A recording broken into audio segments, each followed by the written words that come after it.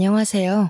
저는 아주 기가 막힌 일을 겪고 난 뒤 한동안 사람 만나는 것이 무서워 집 밖으로도 나가지 못했던 40대 여성입니다. 자세하게 이야기를 하면 제 주위 사람들이 알아볼까 무섭지만 도무지 상식적으로 이해가 가지 않고 너무나도 놀라운 일이라 어딘가에라도 털어놓고 싶어 이렇게 사연을 올립니다. 제가 들려드릴 이야기는 몇 년 전 저에게 있었던 일이고 상상도 못할 이야기니 같이 공감해 주시면서 들어주시면 고마울 것 같습니다. 저는 평범한 가정에서 자라 평범하게 대학을 졸업하고 취직까지 무난하게 하여 남들과 다를 바 없는 평범한 하루를 살고 있었습니다. 30대가 넘어서자 저희 부모님은 제가 결혼을 하지 않는 것에 대해 걱정을 하기 시작하셨고 30대 중반부터는 매일 주말마다 선을 보러 다녔죠. 저희 남편은 선자리에서 만났고요. 처음 봤을 때는 선한 인상에 말투도 그렇고 행동도 하나하나 저를 배려해주는 모습이 의도하지 않아도 자연스럽게 나타나 이 사람이면 결혼해도 좋겠다 싶었습니다. 단 한 가지 마음에 걸리는 것은 홀어머니를 모시고 산다는 것이었죠. 아무래도 어딜 가나 고부간의 갈등에 대한 주제는 늘 불타오르지 않겠습니까? 그래서 저는 그 부분이 매우 걱정되어 이 남자와는 결혼을 하지 못하겠다 싶었습니다. 하지만 하루를 더 보고 이틀을 더 보고 하다 보니 자연스럽게 남편에게 푹 빠지게 되더라고요. 저를 배려하는 것은 늘 기본이고 저를 위한 행동을 하더라도 절대 생색내지 않는 요즘은 잘 보기 힘든 그런 친절한 남자였어요. 나에게 이 정도로 잘해주는데 결혼을 한다고 저 행동이 모조리 바뀔까 하는 생각이 자연스럽게 들었고요. 저희 부모님도 제 남편을 보고는 성품이 참 괜찮은 사람이라고 더 볼 것도 없이 결혼하라고 마음에 들어 하셨죠. 저는 시어머니를 모시고 살더라도 이 남자와 한평생을 함께 하겠다는 마음으로 결혼을 결심했습니다. 물론 친정 부모님도 처음에는 찬성하셨지만 시어머니를 모시고 살아야 한다는 부분에서는 좀 탐탁치 않아 했어요. 남편은 2배, 3배 훨씬 더 잘하고 저를 아끼고 사랑해주겠다고 부모님께 서약까지 했습니다. 그렇게 조용조용한 시어머니와 저희 부모님의 상견례가 끝나고 일사천리로 결혼까지 진행이 되었습니다. 나이가 나인지라 허례허식 없이 아주 빠르고 간략하게 결혼까지 마치게 되었고 저는 조금 두려웠던 시어머니와 합가를 하여 살게 되었습니다. 아가, 아무래도 너희 부부가 아이라도 낳게 되면 그때 다시 합치는 게 낫지 않겠니? 내가 우리 아들의 욕심 때문에 너희와 함께 산다지만 신혼부부와 함께 살자니 내가 영 편치가 않구나.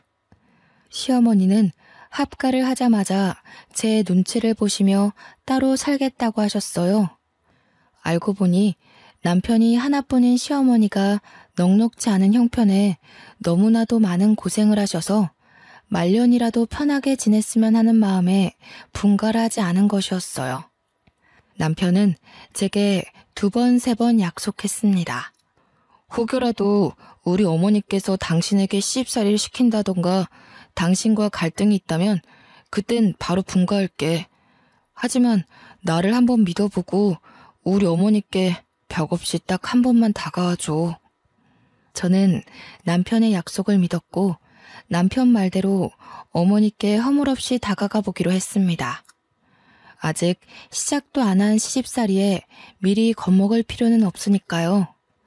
하지만 제가 겁을 먹은 것이 아주 멍청한 행동이었다는 걸 증명하듯 시어머니께서는 정말 제 손에 물 한 방울 안 묻게 해주셨습니다. 저나 남편이나 둘 다 맞벌이였기 때문에 점심은 밖에서 먹는다고 쳐도 저녁만큼은 꼭 집에서 먹기로 약속하였는데 항상 퇴근하고 오면 진수성찬이 차려져 있었어요. 매번 이렇게 차리시는 게 힘들겠다 싶을 정도로 어머님의 손맛이 담긴 정성스러운 반찬이 어찌나 감동적이던지. 식사가 끝나고 제가 뒷정리라도 할라치면 시어머니께서는 제게 버럭하셨어요. 그 귀한 손을 물을 왜 묻혀?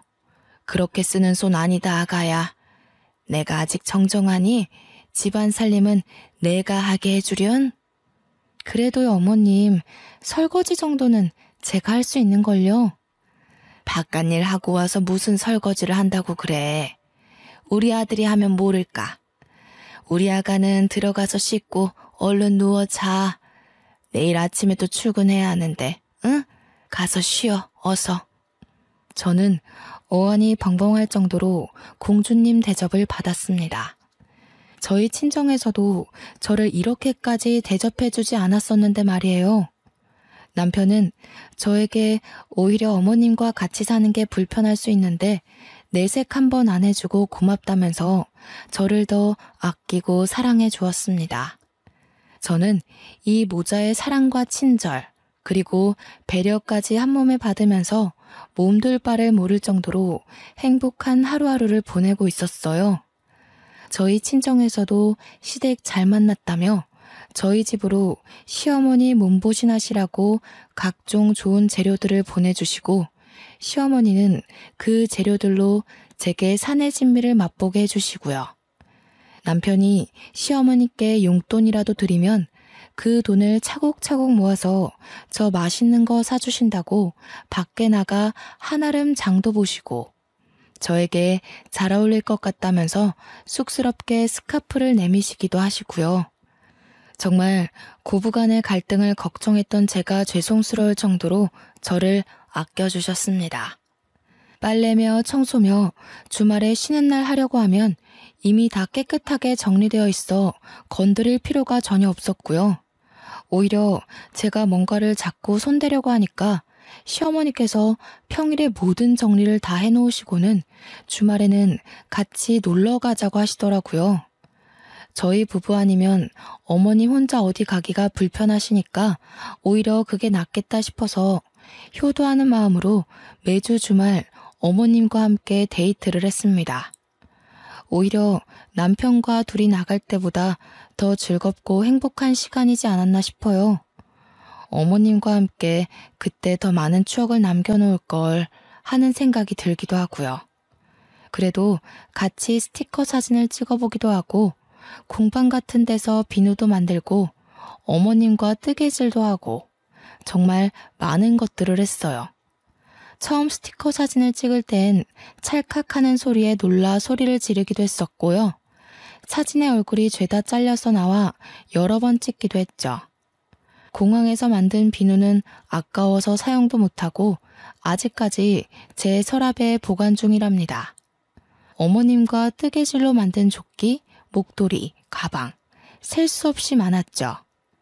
정말 큰 사진관에서 우리 셋이 함께 찍은 사진은 큰 액자로 뽑아서 거실에 걸어두었고 어느 날은 손과 발을 본떠 금속 액자를 만들어주는 체험도 했습니다. 어머님은 늘 즐거워하셨고 그런 어머님을 보면서 저는 마음이 뭉클해지기도 하고 더 잘해야겠다는 마음이 들기도 했어요. 주위에서는 주말마다 시어머니 모시고 나가는 게 힘들지 않느냐고 물어보기도 했는데 저는 너무 즐거워서 금요일만 되면 주말에 뭘 할까 검색하느라 정신이 없었습니다. 손도장, 발도장, 액자를 만들고 온 날 어머님께서 또 용돈으로 드린 돈으로 제게 작은 귀걸이를 선물해 주셨어요. 어머님, 자꾸 제 선물 사지 마시고 우리 어머님 거 사셔요. 맛난 거 드시고 싶으시면 말도 해주시고 가지고 싶은 거 저도 선물해드리고 싶어요. 아가가 이렇게 나 데리고 놀러 다니는 것만으로도 충분한데 용돈 줘봐야 생활비 쓰는 건 너네 카드로 사용하고 내가 보험료 내는 거 말고 어디 돈 쓸 데가 있겠니? 어머님께 용돈을 드리면 일부는 꼬깃꼬깃 어딘가에 모아두셨다가 남편도 아닌 저를 위한 선물을 사주시곤 했는데 용돈의 대부분은 보험료 지불로 사용하고 계셨어요. 처음에는 무슨 보험이 13개나 있어서 너무 놀라 보험 사기라도 당한 건 아닌지 걱정을 하기도 했습니다. 알고 보니 어머님께서 보장 내역을 하나하나 살펴보시고 가입하신 거였어요.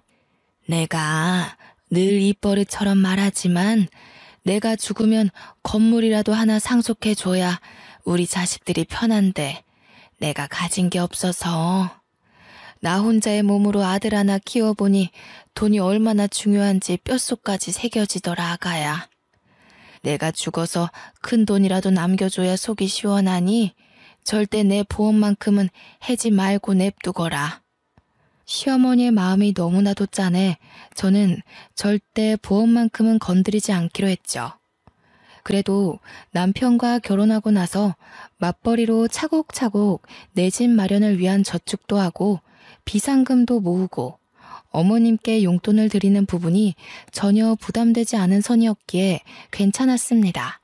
직장 생활이라는 게 늘 고정급이 들어오니 어찌 보면 사업보다 훨씬 낫지 않겠어요? 안정적인 수업이 있다는 게 우리 가정에겐 참 행복이었습니다.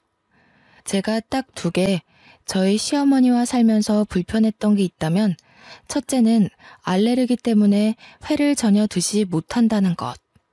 저는 어릴 때부터 횟집 사장님과 결혼할 거라고 외쳤던 날생선 킬러였는데 어머님께서 알러지가 있어 날생선을 전혀 드실 수 없었습니다. 그래서 회사에서 점심때 초밥이나 회덮밥 정도 먹는 걸로 제 마음을 달래야 했죠. 결혼하고 딱 2번 남편이 어머님께 말씀드려 코스 요리로 회 요리를 먹으러 갔었네요. 그때도 어찌나 죄송하던지 어머님께 우동이나 덮밥 같은 다른 요리라도 드시면 되니까 같이 가자 했는데 둘이 데이트하라고 보내주시더라고요. 커피를 사서 집으로 돌아오는데도 마음이 편치 않았던 터라 제가 그냥 회를 덜 먹는 걸로 결심했죠. 내가 얼마나 놀랐었는지. 그날이 군대 복귀하는 날이었거든. 그전까진 우리 형편이 좋지 못해서 회를 먹으러 간다는 생각을 못했던 거지. 내가 군대 선임이랑 한번 횟집 가서 광어회를 먹었는데 너무 맛이 좋은 거야. 그래서 휴가 나가면 어머님을 꼭 모시고 가야겠다 다짐을 해서 어머니와 함께 횟집에 간 거지. 자기 많이 놀랐겠네. 갑자기 어머님 알레르기 증상이 올라와서. 하필이면 복귀하는 날 점심에 그런 거였어. 같이 회를 먹고 있는데 어머니가 갑자기 목을 막 긁으면서 숨이 안 쉬어진다고 하시는 거야. 119 부르고 나는 복귀 시간 코앞이라 발 동동 구르고. 근데 우리 엄마가 쓰러지셨는데 어떡해. 영창 가도 어쩔 수 없다 하면서 병원으로 달려가 어머님 곁을 지켰지. 그래서 군대는 어떻게 됐어? 나중에 생각이 났지. 병원에서 부대로 전화를 걸었지. 부대는 다 뒤집어졌다는 거야. 내가 탈영한 줄 알고. 나 잡으러 헌병 출동한다 그러고. 다행히 어머님 아픈 거랑 다 병원 기록으로 증명이 되어서 호되게 혼나고 몰래 덮어주셨어. 남편은 그 뒤로도 회가 싫다고 했지만 또 저를 위해서는 같이 자리를 지켜주며 잘 먹어주었습니다. 이런 배려를 보여주는 내 사랑스러운 가족들을 어떻게 싫어할 수 있을까요? 저도 마음이 활짝 열리자 어머님도 저를 더 아끼고 사랑해 주셨죠. 하지만 또 한 가지 어머님에겐 절대 남이 건드려서는 안 되는 것이 있었습니다. 그게 제가 불편했던 2번째 이유인데요. 바로 애착 이불이 없으면 잠을 못 주무신다는 것이었습니다. 아가야, 내 이불 못 봤니?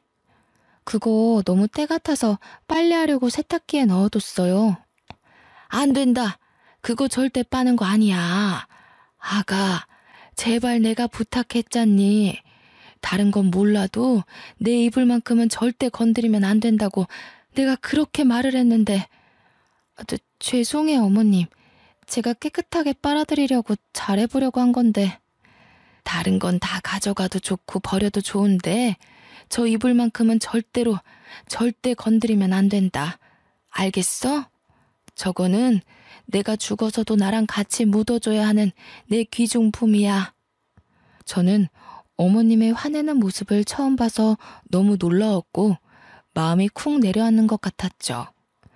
생전 저에게 화 한 번 낸 적 없던 어머님이셨는데 애착이불과 관련해서는 항상 저에게 히스테릭한 모습을 보여주셨어요.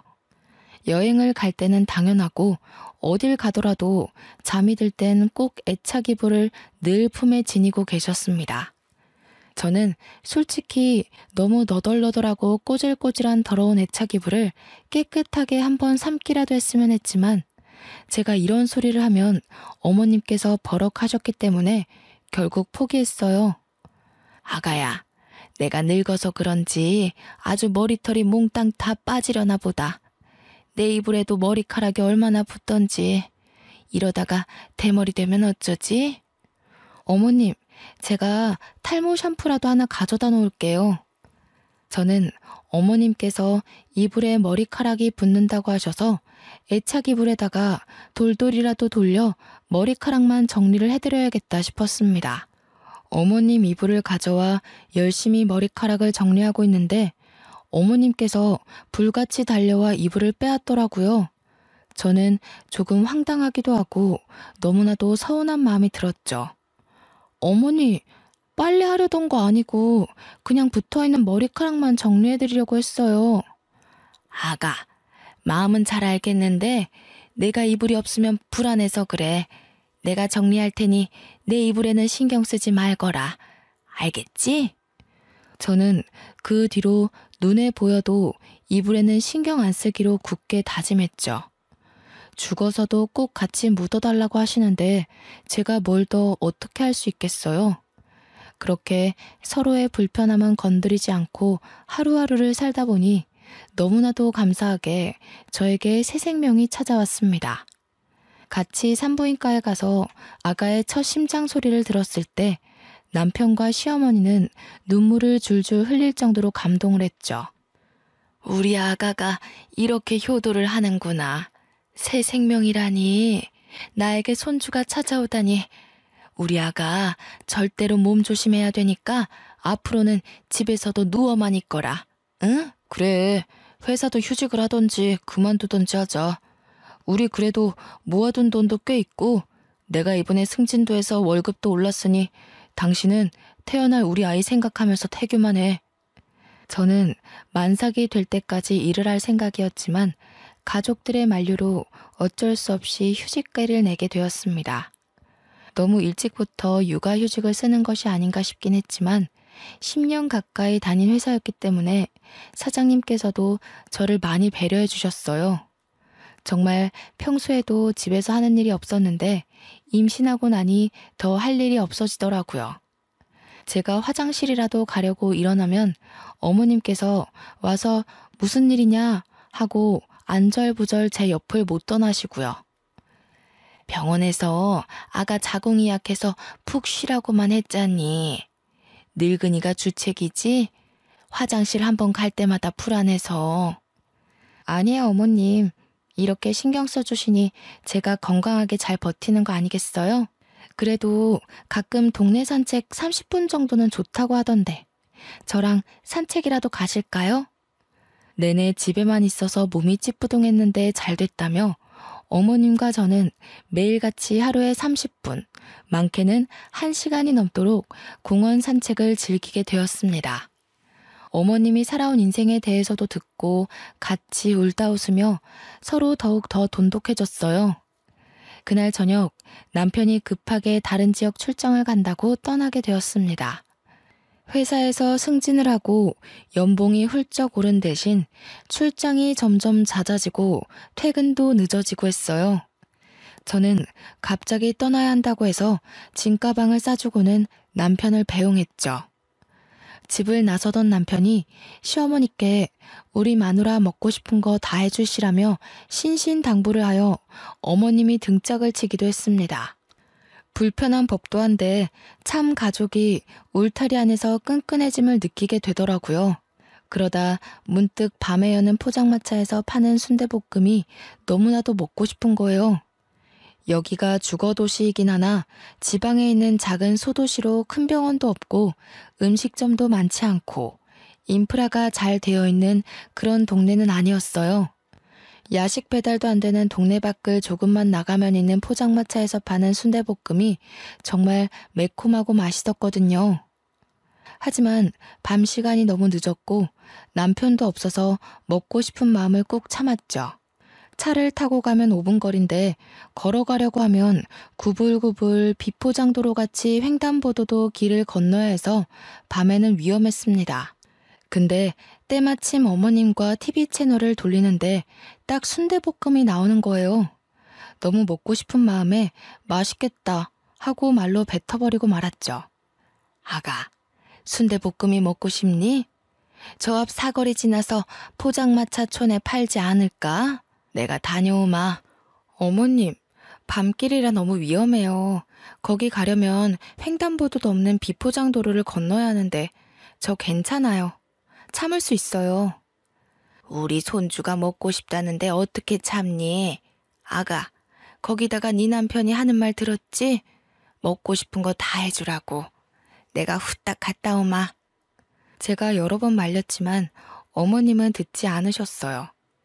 같이 가자고 말했지만 야밤에 위험하다면서 혼자 성큼성큼 가시는 거예요. 저는 걱정이 되어 이러지도 못하고 저러지도 못하고 발만 동동 구르면서도 순대볶음 생각에 침이 절로 고였습니다. 하지만 늘 제 생각처럼 모든 일이 행복하게만 흘러가지 않더라고요. 정말로 제가 우려했던 대로 횡단보도가 없는 어둑한 길을 건너시다가 시어머니를 채 보지 못한 엄청나게 큰 냉동 탑차가 시어머니를 치고 말았습니다. 교통사고가 아주 크게 났고 결국 저희 어머님은 세상을 떠나시게 되었습니다. 처음 응급실에서 전화를 받았을 때 저는 아무것도 하지 못하고 멍하니 거실에 서 있었어요. 눈물이 줄줄 흘러나오기 시작하면서 남편에게 전화를 걸었고 콜택시를 불러 병원으로 달려갔습니다. 처참한 모습으로 시신이 되어버린 어머님을 보면서 제 몸에 뭐가 묻는지도 모른 채 어머님을 끌어안고 엉엉 울었습니다. 출장을 나섰다가 연락을 받고 황급히 돌아온 남편은 제정신이 아닌 것처럼 보였습니다. 같이 어머님을 끌어안고 엉엉 울다가 병원 관계자들의 제지로 비켜서게 되었죠. 장례를 준비하고 염을 해야 하는데 저는 임신 중이니까 들어오지 말라고 하더라고요. 아무래도 시골 병원이다 보니 미신 같은 것도 다들 믿으시고 저는 그렇게 어머님 하시는 장면도 보지 못한 채 상복을 입고 장례를 치렀습니다. 힘들지? 임신한 몸으로 장례까지 치르려니. 들어가서 좀 쉴래? 나 때문이야. 내가 순대볶음만 먹고 싶다고 안 했어도 나 때문에 돌아가신 건데 내가 어떻게 편히 쉴 수 있겠어. 아니야. 내가 당신 꼭 먹고 싶은 거 다 해주라고 해서 이렇게 된 거야. 순대볶음 먹고 싶은 걸 어떻게 참어. 임신까지 했는데. 우리 어머님 손주 생겼다고 너무너무 잘해줄 거라고 나한테 몇 번이나 고맙다고 했는데 이렇게 가시면 내가 어떻게 보내드려. 저는 몇 날 며칠을 울면서 어머님 생각만 하며 보냈습니다.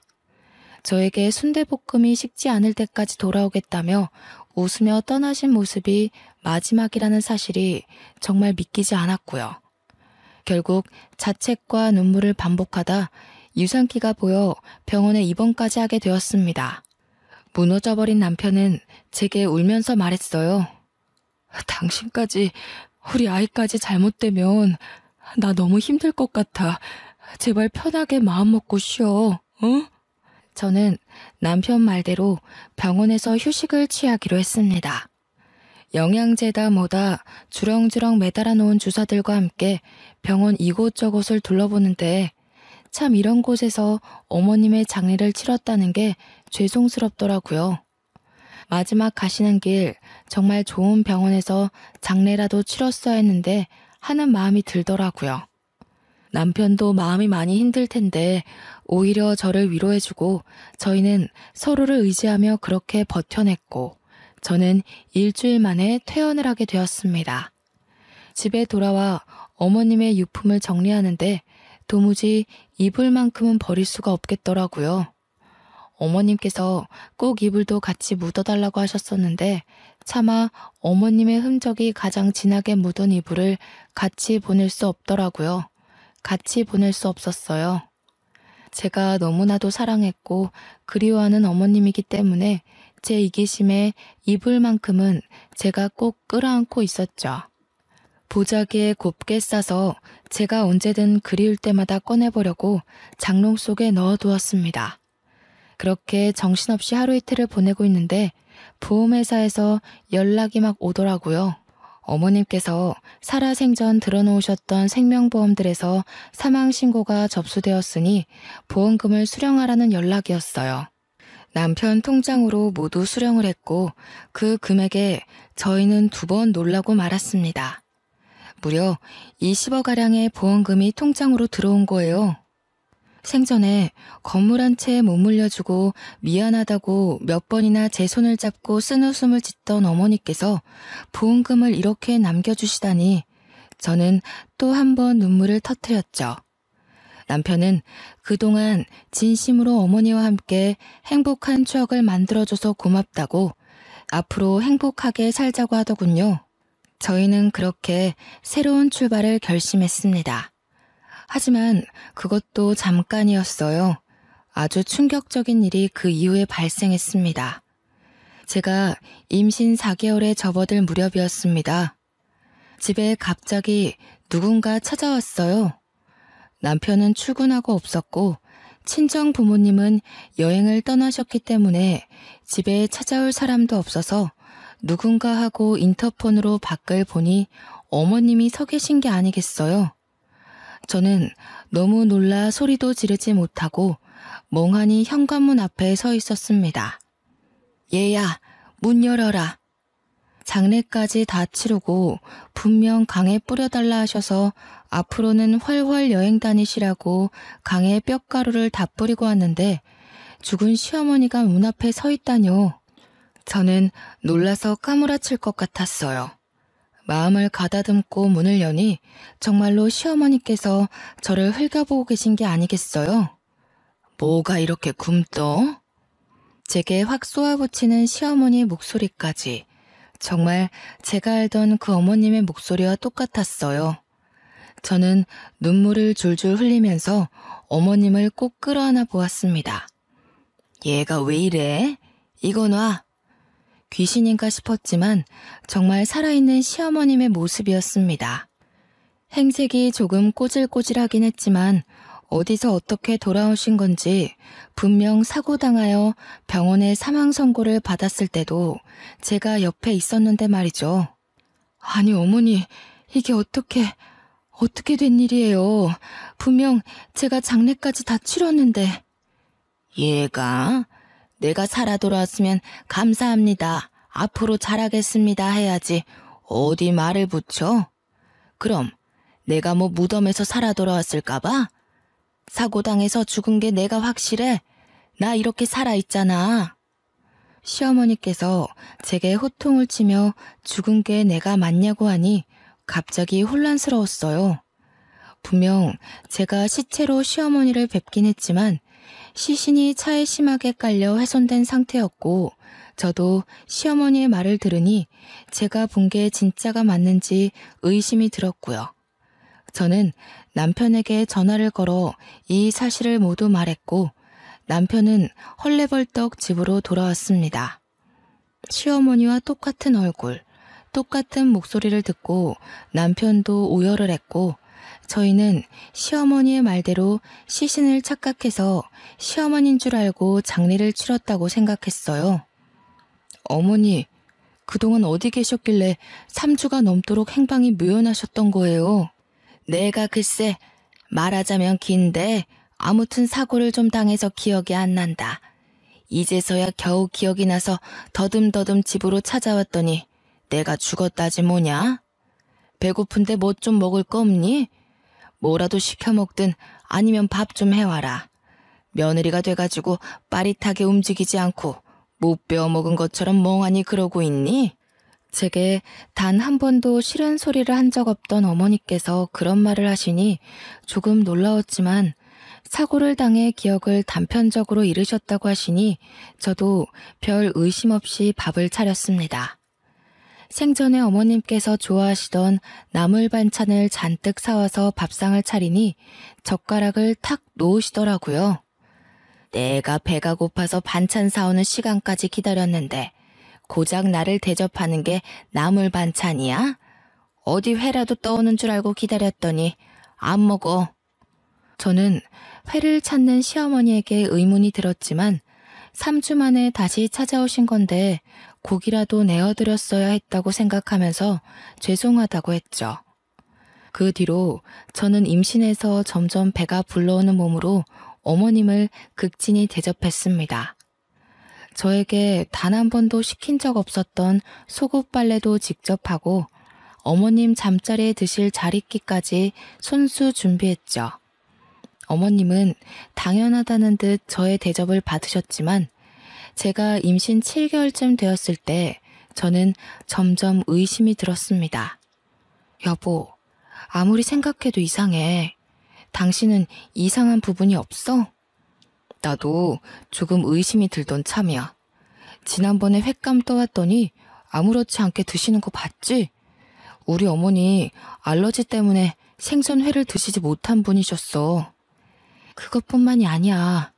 내가 내 입으로 말하기 부끄럽지만 같이 살면서 단 한 번도 내게 일을 시키신 적 없던 어머니셨어. 근데 지금은 물까지 내가 떠다 드려야 돼. 임신한 몸이라고 움직이는 것도 조심해야 된다고 하셨던 분이 잡일까지 다 나를 시키시고 거기다가 늘 그랬듯 산책을 가자고 하니 놓친 내 무릎 생각은 안 하냐고 내게 소리까지 지르셨어. 혹시 어머니께서 이불은 안 찾으셨어? 그게 제일 수상해. 이불만큼은 내게 건드리지도 못하게 하고 그거 없으면 잠도 못 주무셨잖아. 근데 이불 이야기를 단 한 번도 꺼내지 않으셨어. 나도 일부러 이불 이야기를 안 했고. 아무리 생각해도 모습은 우리 어머니가 맞는데 우리 어머니가 아닌 것 같아. 사고를 당했다고 하시는데 아무리 봐도 그런 후유증이나 흔적도 없고 사고를 당했다고 체질이 바뀌는 건 아니잖아. 저희는 의심이 확신이 되었고 어떻게 하면 돌아온 시어머니가 우리 시어머니가 아니라는 걸 밝힐 수 있는지 고민을 했어요. 아니라고 하기엔 너무나도 똑같은 얼굴, 똑같은 목소리. 저희는 정말 정신이 파괴되는 것 같았죠. 그러다 문득 DNA 검사가 떠올랐어요. 저는 보자기에 꽁꽁 싸맨 어머님의 애착이불을 꺼냈고 애착이불에서 어머님의 머리카락을 발견할 수 있었습니다. 남편과 저는 이불에서 찾은 머리카락과 돌아온 어머님의 칫솔이며 떨어진 머리카락 등을 주어 유전자 검사 기관에 의뢰를 했습니다. 일주일 정도 걸린다는 말에 어찌나 피가 마르던지 정말 상상도 못할 긴장감에 손발이 차게 식는 기분이었습니다. 일주일 뒤 기관에서 연락이 왔고 저와 남편은 한달음에 달려갔어요. 그곳에서 정말 충격적인 결과를 받았습니다. 99.9% 일치한다는 결과였어요. 유전자가 일치한다니 그 말은 즉슨 저희 시어머니가 맞다는 이야기가 아니겠어요? 저와 남편은 정말 이 사태를 어떻게 받아들여야 할지 정신이 나가버렸습니다. 하지만 유전자까지 일치하는 마당에 가짜라고 의심할 수도 없는 상황이었습니다. 저는 점점 불러오는 배를 움켜쥐고 어머니의 수발을 더욱 열심히 들었습니다. 빨래할 때 내 거는 과일향 말고 시원한 냄새가 나는 세제를 쓰라고 했잖아. 그거 하나 못하니? 어머니, 원래 과일향 나는 세제를 좋아하셔서 비누도 그렇고 전부 과일향으로 사용하셨잖아요. 그건 그때고 지금은 지금이지. 그리고 반찬이 왜 이렇게 부실해? 매일 밥상에 고기는 꼭 올라가야 하는 건 몰라? 우리 아들 이렇게 고기도 못 먹고 지내는 거니? 너네 돈이 없어? 어머니 원래 나물 반찬만 드셨잖아요. 그리고 그이도 저녁에 고기 먹으면 속이 부대낀다고 잘 안 먹고요. 따박따박 말 대답하는 것 좀 봐. 너네 친정에서 그렇게 가르치디? 항상 우리 친정 부모님께 감사하다고 인사하시던 시어머니의 모습은 온데간데 없고 친정을 운운하며 저를 혼내는 어머니를 보면서 너무나도 서글펐어요. 도무지 어떤 사고가 났길래 사람이 저렇게까지 변할 수 있나 무섭기까지 했죠. 어머니, 도대체 그날 순대볶음 사러 간 날 어떤 사고를 당하셨길래 이렇게까지 성격이 바뀌신 거예요? 뭐야, 지금 내 성격이 더럽다는 거야? 너 지금 나한테 욕하는 거니? 어? 저는 점점 마음의 문을 닫고 어머님과 대화하는 시간을 줄였습니다. 이게 바로 처음에 고민했던 고부간의 갈등인가 싶기도 했고요. 그러던 어느 날 남편과 어머님과 저 셋이 근교에 밥이라도 함께 하러 나갔는데 정말 또 한 번 의심하게 되는 발언을 어머님께서 하셨어요. 내가 사망 선고 받으면서 받은 사망보험금이 꽤 되는 걸로 알고 있다. 내가 알아보니 대충 봐도 20억은 되는 것 같던데. 나도 노후를 좀 즐기면서 살아야지 않겠니? 언제까지 이딴 시골에서 심심하게 살 수도 없고. 보험회사에 전화해보니까 이미 지급도 다 됐다고 하던데. 그거 내 몫이기도 하니까 반은 너네 줄 테니까 반은 나한테 주렴. 상식적으로 본인의 사망보험금이 얼마 나오는지 알아볼 필요가 있을까요? 어차피 죽어야지만 받는 돈인데 그걸 계산하고 있다는 게 도무지 이해가 가지 않고 납득이 되지 않았습니다. 남편과 저는 이건 아니다 싶었고 어떻게든 결정적인 증거를 찾아야겠다고 생각했습니다. 아무리 생각해도 성품이 곱고 천성이 아름다웠던 저희가 알던 시어머니가 아니었거든요. 그러다 문득 생각이 났습니다. 예전에 매주 주말마다 놀러 다니면서 공방에서 만들었던 손도장 액자가 말이죠. 손도장 액자가 정교한 금속으로 본떠 만든 거라 지문이 그대로 찍혀 있었어요. 저는 정리해둔 상자에서 어머님과 함께 만들었던 손도장 액자를 찾았고 죽이 되든 밥이 되든 어떻게든 해결을 하자고 결심했습니다. 남편과 상의 끝에 경찰을 부르기로 했습니다. 만약 지문까지 일치해서 우리 시어머니가 맞다면 정말 보험금의 반을 드리고 이제 분가하겠다고 우리의 삶을 찾자고 할 생각이었습니다. 지문이 일치하지 않아 남인 것이 밝혀지면 사기죄로 고소를 하자고 생각했고요. 결국 경찰을 집으로 부르고 그동안 있었던 모든 일을 경찰에게 말했습니다. 어머님께서 분명 사고를 당하셨고 저희가 영안실에서 시신 확인까지 마친 뒤 장례를 치렀습니다. 시신은 화장해서 강에 뿌린 탓에 유골로는 DNA 검사를 할 수 없어서 생전 어머님께서 남겨두신 물품에서 채취해 DNA 검사를 했고 요망한 기집애, 나 몰래 DNA 검사까지 했어? 어쩐지 욕실에 칫솔이 없더라니. 그래서 뭐라 그러디? 일치한다고 했겠지. 네, 맞아요. 일치한다고 떴어요. 하지만 저희가 알던 어머님의 모습과 너무 달라 어쩔 수 없이 경찰에 신고를 하게 되었습니다. 아니, 유전자까지 일치하는 마당에 내가 너희의 가족이라는 걸 이렇게까지 부정해야겠니? 키워봐야 소용도 없다더니 은혜도 모르는 것들. 어떻게 이 늙은 노모에게 이런 짓까지 하는지. 지금 말씀하시는 걸로만 추론하자면 이분이 결국 본인들 시어머니가 맞다는 이야기 아닙니까? 그래서 지문 검사를 해보려고요. 지문까지 일치하는지 알고 싶어서요. 저는 손도장을 경찰에게 넘겼고 경찰은 이 사건 자체가 아주 의문이 남는 부분이니만큼 지문 검사를 하겠다고 했습니다. 시어머니께서는 조금 당황한 듯 싶었어요. 배은망덕하게 이렇게까지 해야겠어? 앞으로라도 잘 모시고 행복하게 살자 하면 될 것을.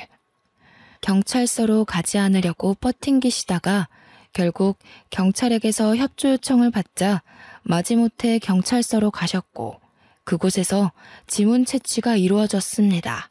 그리고 모든 사건의 전말을 알게 되었습니다. 지금 지문이 일치하지 않는 것으로 판명되고 있습니다. 자세한 건 저분을 더 조사해봐야 할 것 같으니 내일 다시 연락드리겠습니다. 지문이 일치하지 않는다는 이야기였어요. 저희는 망치로 세게 얻어맞은 것 같은 충격을 받았고 일단 집으로 돌아가라는 경찰의 말에 남편과 함께 집으로 돌아왔습니다. 다음날 경찰에게서 모든 조사가 끝났다고 연락이 왔고 저와 남편은 한달음에 경찰서로 갔습니다. 시모의 행세를 하던 시모와 똑 닮은 사람은 유치장에 갇혀 있었고 저희를 노려보면서 고래고래 소리를 지르고 욕을 했습니다. 배은망덕한 것들! 거참 조용히 하시고요. 저희가 조사를 마친 결과 저 유치장에 계신 분은 가족분들의 시어머니가 아니라 돌아가신 분의 쌍둥이 언니로 밝혀졌습니다. 쌍둥이 언니요? 저는 어머니께 단 한 번도 쌍둥이 언니가 있다는 말을 들어본 적이 없습니다. 그도 그럴 것이 쌍둥이라 태어나자마자 언니분은 친척 집으로 입양을 갔던 걸로 기록이 되어 있습니다. 일란성 쌍둥이라 유전자까지 일치했지만 쌍둥이더라도 지문은 다르게 나오거든요. 이후에 저분이 여러 번 사기를 치고 돈을 빌리고 갚지 않고 도망다니는 생활을 해서 호적도 말소가 되어 있는 상태고요.